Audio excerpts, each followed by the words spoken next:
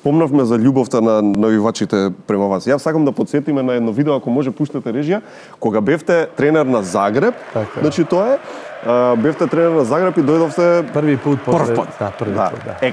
Какво е чувството ова кога се случува? Да vam kažem nešto, i sad mi prorade emocije, kada doživite ovako nešto, onda shvatite da ste radili pravu stvar.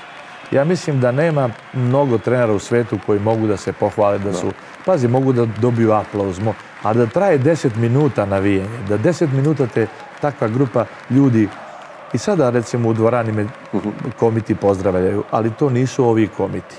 To su neki mlađi, drugi komiti, oni ni ne znaju za ta vreme i zašto je Vujo takav istorijski lik.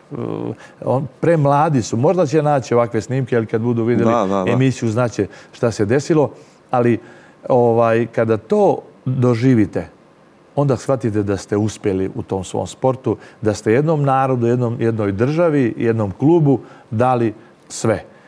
Uvek kad dajete od sebe i srca, dotaknete dušu onih koji vas gledaju ili slušaju. To je jedno jedino pravilo koje postoji u sportu. I za ovo vredi se.